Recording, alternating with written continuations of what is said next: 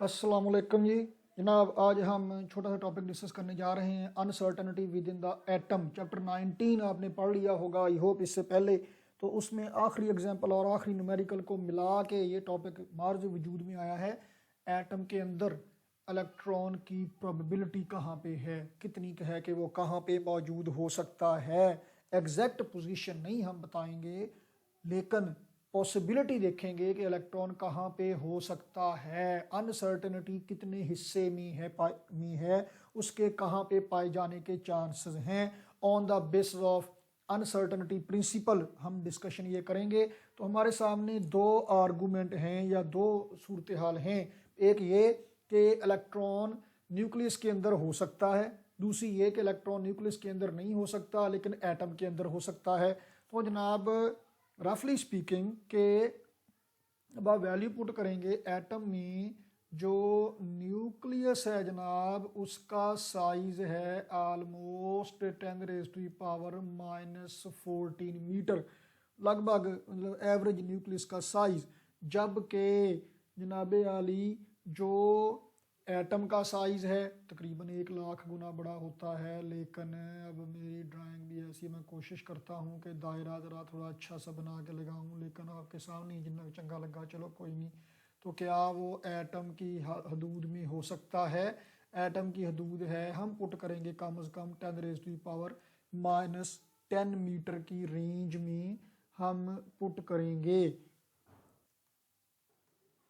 अच्छा, तो एक मज़े की बात यह है कि चैप्टर 19 में जो न्यूमेरिकल है उसमें जो एटम की हदूद में इलेक्ट्रॉन के रहने या ना रहने वाली सिचुएशन पूछी हुई है, तो उसमें जनाब 10⁻⁻10 मीटर है। हम नॉर्मली इसी से करवाया करते हैं। लेकिन चैप्टर नंबर 20 में ये जो टॉपिक अभी हम आप वीडियो देख रहे हैं, इसमें जो बुक में है वैल्यू, ये 10⁻11 पुट की हुई है। ये कोई ऐसा बहुत सीरियस इशू नहीं है। अगर वैल्यू ना दी हुई हो तो 10⁻10 पुट कर लें या 11 पुट कर लें, आर्गूमेंट चेंज नहीं होगा, न्यूमेरिकल वैल्यू में फ़र्क पड़ेगा। मुख्तलिफ बुक्स में थोड़ा बहुत फ़र्क पाया जाता है, ये कोई ऐसा इशू नहीं है। लेकिन आपकी बुक में वैल्यू कम से कम सेम रखना चाहिए थी। लेकिन चलो ये भी आप पाकिस्तानी है तो असी कोई नहीं। तो बहरहाल मैं ऐसे 10⁻10 के साथ कर देता हूँ। तो जनाब आली अब अनसर्टनिटी प्रिंसिपल में क्या होगा जी कि delta P delta X greater than or equal to H cut, यानी कि h/2 पाई। तो पहले मरहले में हम न्यूक्लियस के लिए देखते हैं कि क्या इलेक्ट्रॉन न्यूक्लियस में रह सकता है। तो जनाब डेल्टा पी मोमेंटम में जो अनसर्टेनिटी है, ये क्या होगा, मोमेंटम है एम वी, तो ये होगा M delta V delta X greater than और इक्वल टू h/2 पाई। तो जनाब आप जो मैस पुट करेंगे, रेस्ट मैस पुट करेंगे इलेक्ट्रॉन का 9.1 इंटू 10⁻31 kg। और डेल्टा एक्स क्या पुट करेंगे? अगर तो बात हो रही है जनाब न्यूक्लियस की, तो फिर आप पुट करेंगे डेल्टा एक्स 10⁻14 मीटर पुट करेंगे।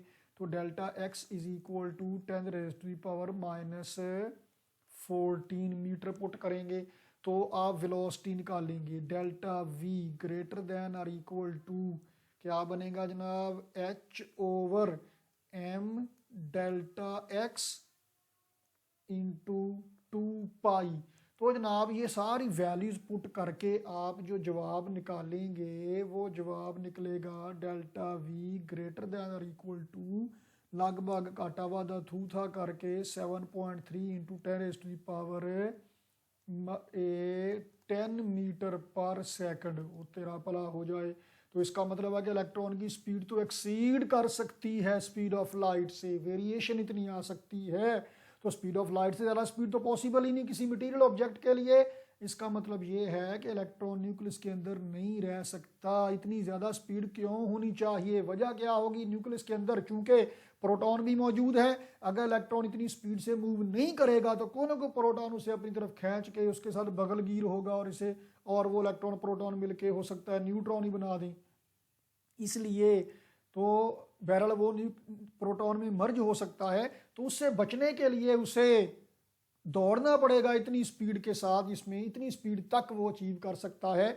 ये इतनी स्पीड तक तो पॉसिबल नहीं है। इसलिए इसका मतलब है कि स्पीड ऑफ लाइट से ज़्यादा स्पीड अगर पॉसिबल नहीं है, इट मीन्स कि इलेक्ट्रॉन का न्यूक्लियस के अंदर रहना भी पॉसिबल नहीं है। ये आर्गूमेंट सही नहीं है। तो क्या इलेक्ट्रॉन एटम की हदूद में रह सकता है जनाब आली, वो हम देखते हैं। तो अनसर्टनिटी प्रिंसिपल की बुनियाद पर ही हमने आर्गूमेंट देना है। तो फिर से लिखते हैं अनसर्टनिटी प्रिंसिपल क्या है जनाब, delta P delta X greater than और इक्वल टू h/2 तो m delta V delta X greater than और इक्वल टू h/2 तो अब जनाब आली डेल्टा एक्स कितना है, 10⁻⁻10 मीटर। तो आपकी बुक में यहाँ पे 10⁻⁻11 है, आप उससे कर लेता भी कोई हर्ज नहीं है, मेरा हाथ इस पे टिका हुआ है। तो इसका मतलब है कि इतने बॉक्स के साइज में, न्यूक्लियस के इतने साइज में, इतनी रेंज में इलेक्ट्रॉन कहीं पर भी हो सकता है। ठीक, तो जनाब डेल्टा वी अब आप निकालेंगे ग्रेटर देन और equal to h/m delta X into 2 तो ये वैल्यूज आप पुट करेंगे तो डेल्टा वी की वैल्यू निकलेगी ग्रेटर देन और equal to almost 1.46 into 10⁻6 metre पर सेकंड की रेंज में निकलेगी। और ये पॉसिबल वेलोसिटी है ऑर्बिटल इलेक्ट्रॉन की। तो इतनी वेलोसिटी पॉसिबल है, तो ये तो रूटीन में ऑब्जर्वेबल है, ऑब्जर्व होती भी है मुख्तलिफ सिचुएशंस में। इसका मतलब है कि इतनी स्पीड अचीव कर सकता है, यहाँ पे वो रह सकता है। इसका मतलब है जनाब कि ये न्यूक्लियस है और ये है जनाब आली पूरे एटम का साइज। तो वो न्यूक्लियस के साइज में नहीं रह सकता, एटम के साइज में इतने हिस्से में, यहाँ से लेकर यहाँ तक के साइज में इतना हिस्सा उसके लिए प्रोहिबिटेड है। यहाँ पे वो हो सकता है कहीं पर भी उसके पाए जाने के चांसेस हैं। इसका मतलब है it can not reside within the size of nucleus but can be reside within the size of an atom on the basis of uncertainty principle. ये प्रूव हो गया है। लो जी मोअज़्ज़ज़ ख़ातिन हज़रात, हमने प्रूव कर दिया है। तो बाकी प्रूफ के लिए देखते रहिए हमारा चैनल, हमारे साथ रहिएगा। Thank you very much for joining us. Allah Hafiz.